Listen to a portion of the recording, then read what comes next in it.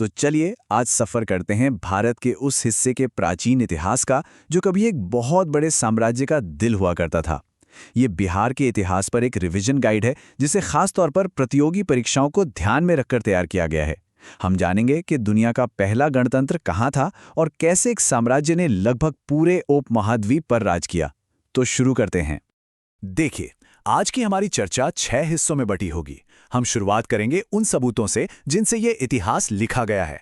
फिर हम मगध के शक्तिशाली उदय, मौर्य और गुप्त साम्राज्यों की प्रशासनिक व्यवस्थाओं को समझेंगे।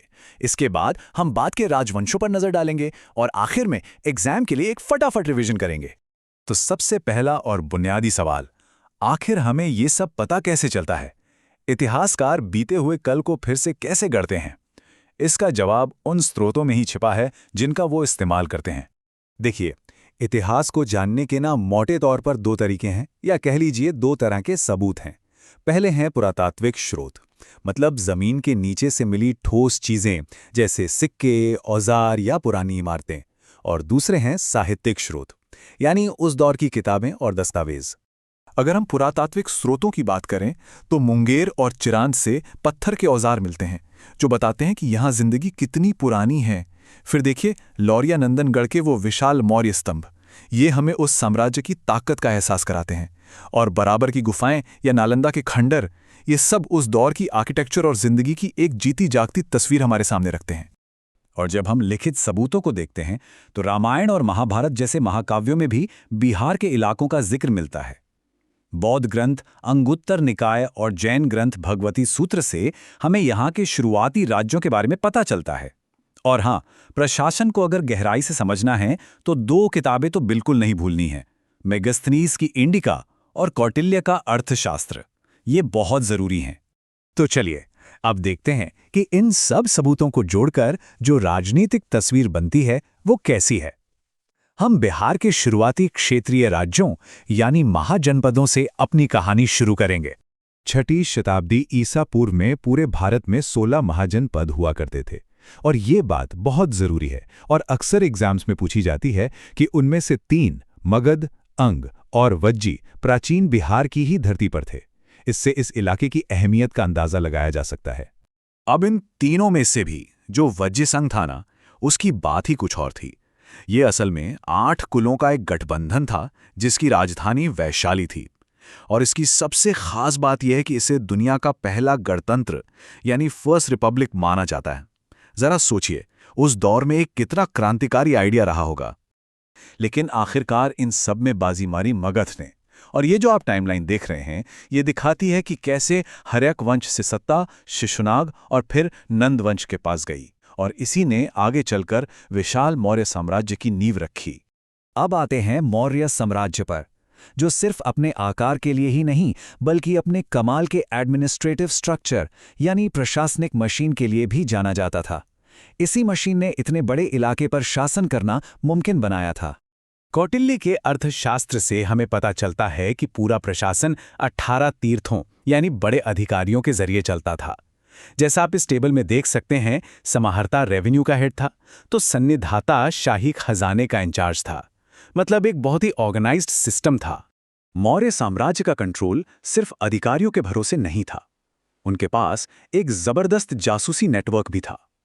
इसमें 2 तरह के जासूस थे, संस्था जो व्यापारी या छात्र बनकर एक ही जगह टिके रहते थे, और संचार जो पूरे साम्राज्य में घूम घूम कर खबरें इकट्ठा करते थे। अब मौर्य समाज को लेकर ना हमें 2 बिल्कुल अलग अलग बातें सुनने को मिलती हैं। एक तरफ साम्राज्य के अंदरूनी जानकार कौटिल्य जो 4 वर्णों और दास प्रथा के होने की बात करते हैं, दूसरी तरफ यूनानी राजदूत मेगस्थनीज जो समाज को 7 क्लास में बांटते हैं और कहते हैं कि भारत में दास प्रथा थी ही नहीं। ऐसा शायद इसलिए था क्योंकि भारत में दासों की हालत यूनान से काफी बेहतर थी और मेगस्थनीज उस फर्क को समझ नहीं पाए। मौर्य इतिहास का, बल्कि कहूं तो पूरे भारतीय इतिहास का एक सबसे बड़ा टर्निंग पॉइंट था कलिंग का युद्ध।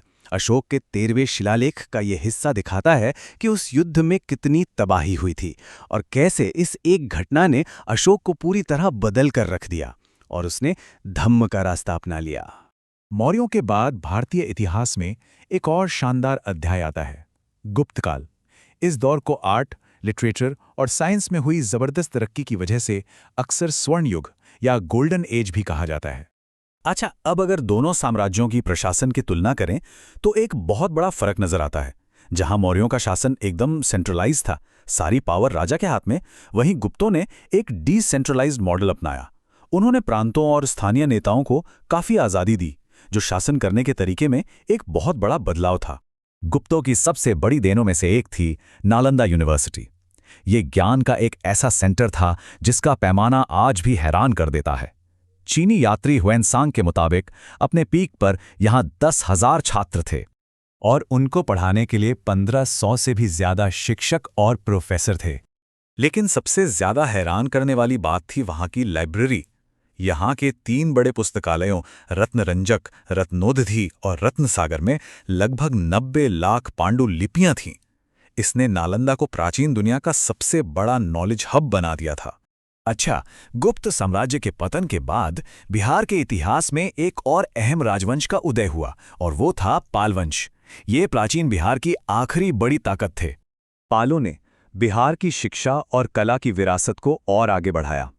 इसके संस्थापक गोपाल ने ओदंतपुरी यूनिवर्सिटी की नींव रखी, तो धर्मपाल ने विक्रमशिला यूनिवर्सिटी बनवाई। उन्होंने कांस्य मूर्ति कला को भी बहुत बढ़ावा दिया, जिससे धीमन और विठपाल जैसे महान कलाकारों को शोहरत मिली। चलिए, अब फटाफट कुछ सबसे जरूरी तथ्यों का एक क्विक रिवीजन कर लेते हैं।